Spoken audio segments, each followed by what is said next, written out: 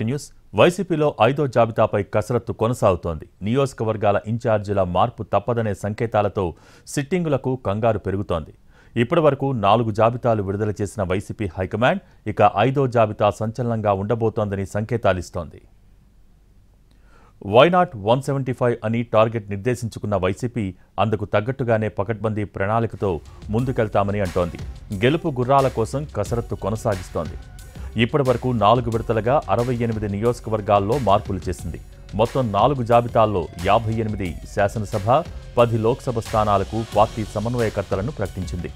ఈ మొత్తం జాబితాలో 21 నియోజకవర్గాల్లో ఎస్సీలు, 3 చోట్ల ఎస్టీలు, 17 నియోజకవర్గాల్లో బీసీలు, 4 సెగ్మెంట్స్లో మైనార్టీలు, 13 చోట్ల ఓసీలకు అవకాశం కల్పించింది. లోక్సభ స్థానాల సమన్వయకర్తల్లో 6 బీసీలు, 2 ఎస్సీలు, 1 ఎస్టీ, 1 ఓసీకి అవకాశం ఇచ్చింది వైసీపీ. ఈ ప్రక్రియలో 4 ఎంపీలను పక్కకు తప్పించినట్టయింది.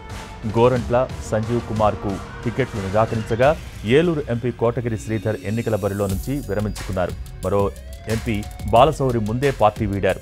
అసెంబ్లీ నియోజకవర్గాల్లో 29 మంది సిట్టింగ్ ఎమ్మెల్యేలకు పార్టీ టికెట్ నిరాకరించింది. 5 నియోజకవర్గ ఇన్ఛార్జీలను కూడా పార్టీ మార్చింది.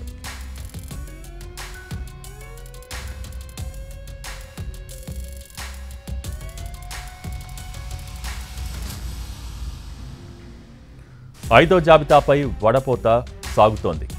ఇంకా పలు నియోజకవర్గాల్లో మార్పులకు సంబంధించి స్పష్టత రావాల్సి ఉంది. ఒంగోలు ఎంపీ అభ్యర్థిపై ఒక నిర్ణయానికి రాలేకపోతోంది పార్టీ. సిట్టింగ్ ఎంపీగా మాగుంటకు టికెట్ ఇచ్చేది లేదని ముఖ్యమంత్రి జగన్ స్పష్టం చేసినట్టు సమాచారం.